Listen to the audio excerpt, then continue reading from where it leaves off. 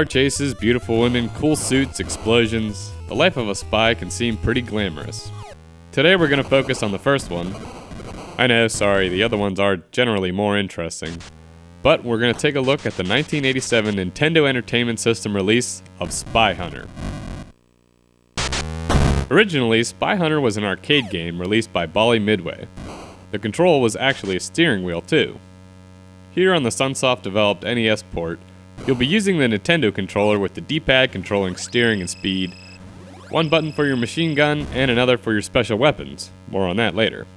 Spy Hunter is very arcade in style. No plot, no ending, just a car, guns, and a high score. While avoiding civilians and taking down enemies, you'll be cruising along in the G6155 Interceptor, a souped-up spy car with machine guns in the front and fire boosters out the back. Let's see that one on CGR Garage sometime. Anyway, you're not totally alone out there. From time to time, a big red truck will appear, giving you special weapons used to dispatch foes. There's a smoke screen, making anything behind you in a cone swerve off the road. My favorite, the oil slick that shoots out the back of your car. And surface-to-air missiles for taking down helicopters that will show up and start bombing you. It seems pretty rare that I ever actually have missiles when the choppers show up, so you just have to dodge their attacks. There are three other opponents that are much more frequent, however. The Switchblade car, that will come at you with wheel-mounted tire slashers, instantly running you off the road if they hit you. The Road Lord with armored plating covering the entire vehicle, making them immune to your bullets. The only way to deal with them is to use your spy-like driving skills and sideswipe them off the road. Or just drive faster.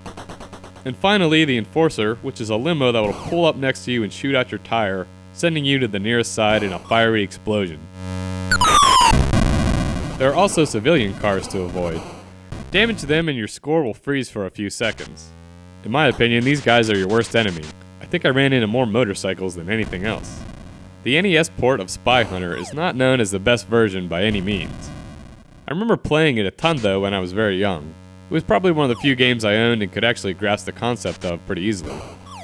Drive forward and don't blow up. Pretty simple. The game also gives you a lead-in time of about 90 seconds where you can die as many times as you want.